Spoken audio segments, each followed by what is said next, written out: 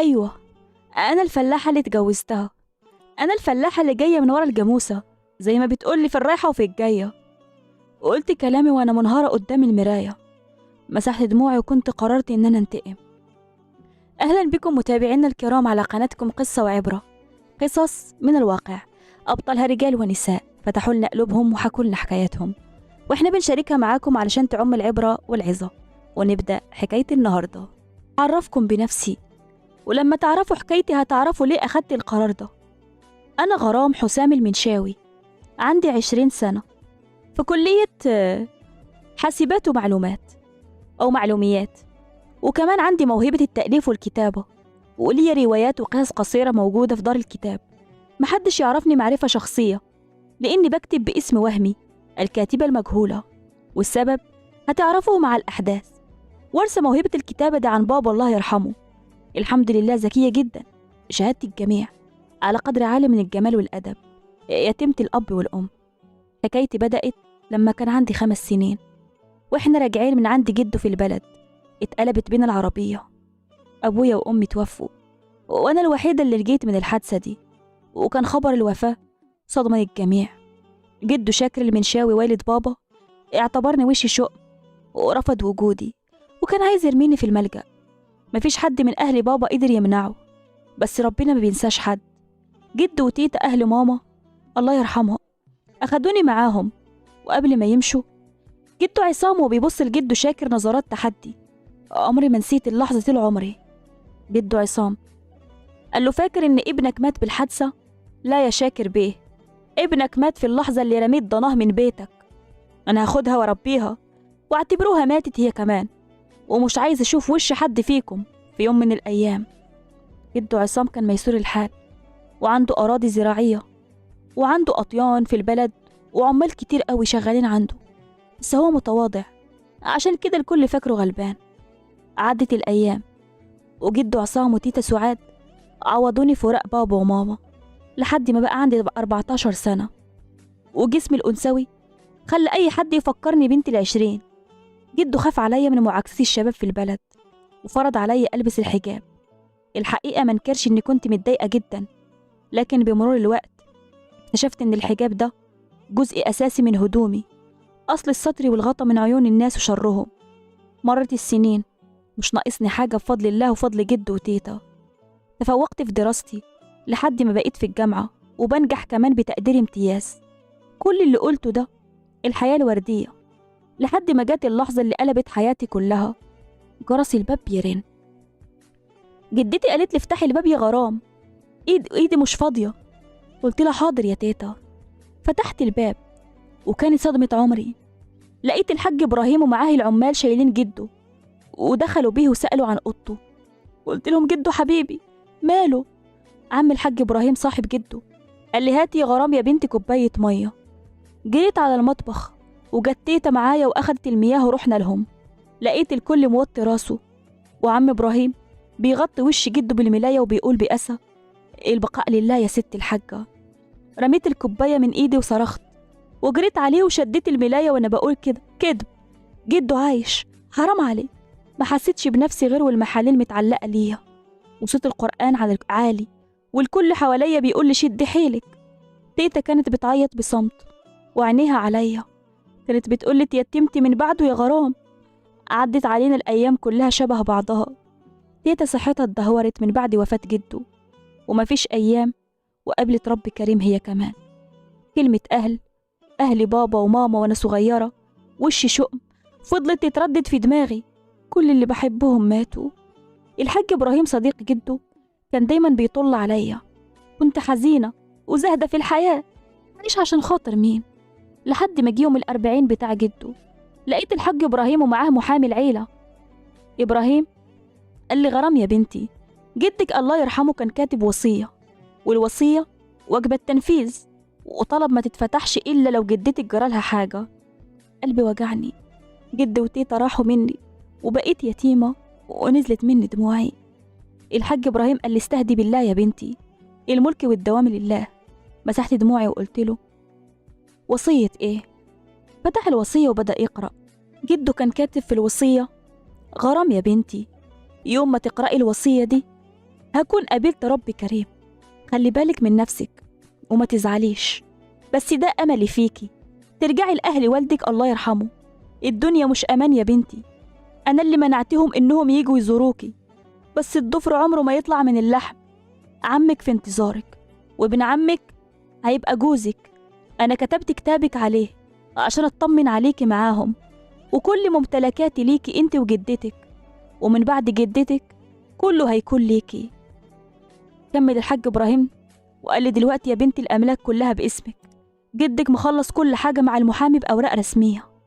المحامي دلوقتي بصفتك الوريثة الوحيدة لجدك هتوقعي هنا، ومن بكرة عمك هيرسل ليك العربية عشان تروحي لهم ونسلمك لجوزك.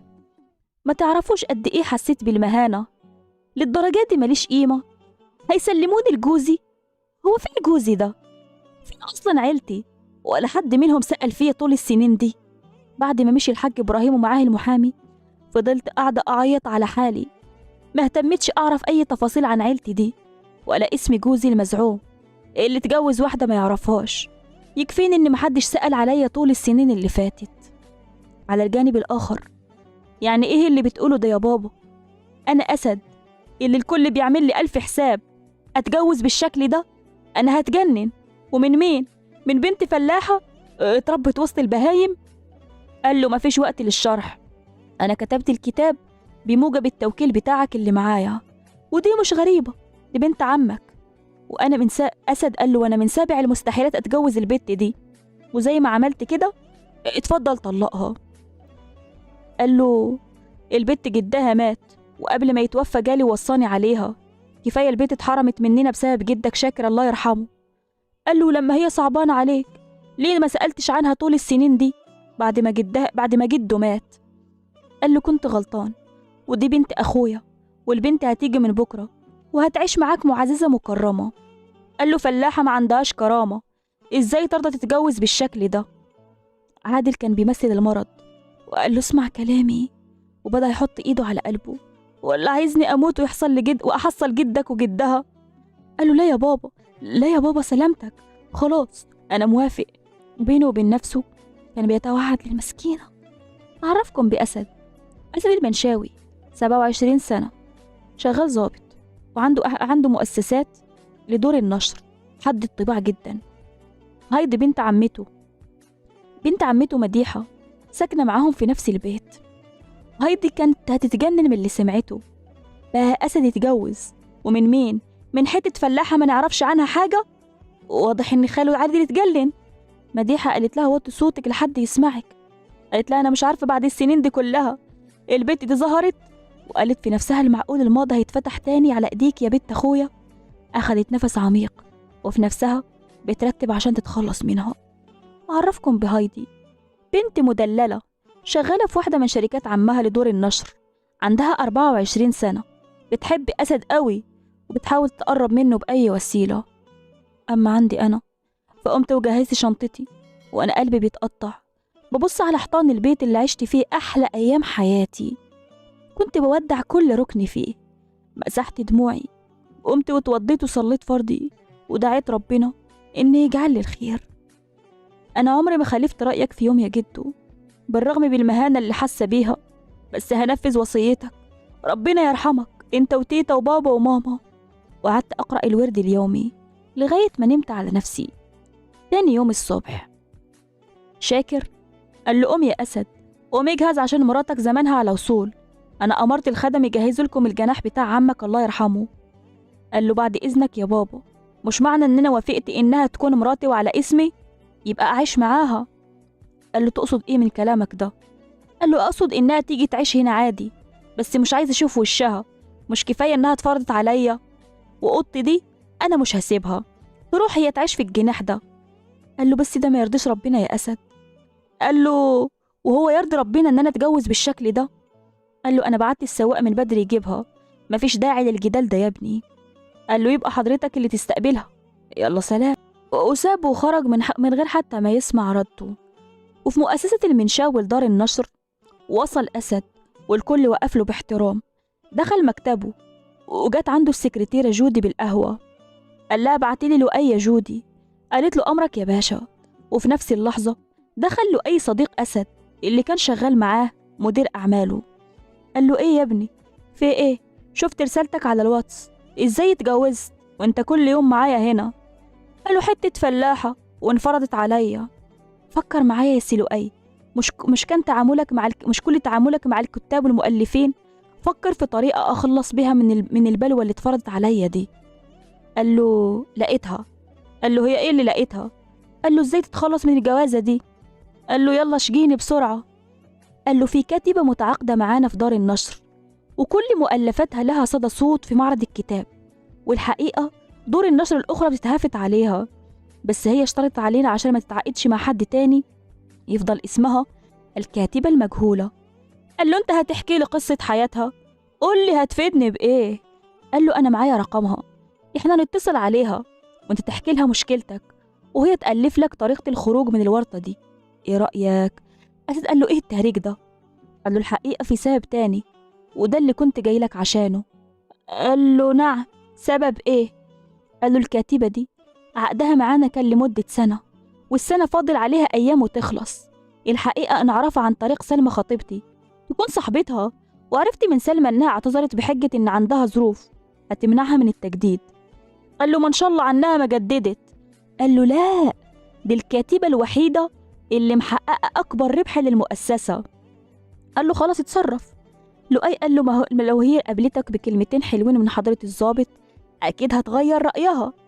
قال له: هو أنا في إيه ولا في إيه بس يا عم أنت؟ قال له: أنا هكلمها وأحاول أرتب معاها ميعاد، لأن عمري ما شفتها. تعالى معاها عن طريق سلمى. أما عندي أنا، وصلت الفيلا عم المنشاوي أو فيلا جد أصلا. قعدت ألتفت حول المكان. لما كنت طفلة وأنا عندي 5 سنين كنت بقعد ألعب في الحديقة دي.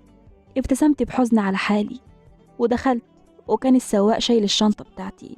استقبلني عمي بترحاب شديد، أما مديحة وبنتها هايدي يكتفوا بالسلام من بعيد. هايدي قالت: بقى أسد يتجوز الخيمة دي؟ ده احنا ياما هنشوف. وقعدوا يضحكوا مع بعض. عمي قال لي: نورت بيتك يا بنتي. شكرته وأنا ما كنتش عارفة رايحة فين. رن تليفوني وكان المتصل لؤي، وقلت: مش وقتك، وقفلت في وشه التليفون. عمي قال لي: تعالي أوريك أوضتك يا حبيبتي. وأمر السائق إن هو يجيب الشنطة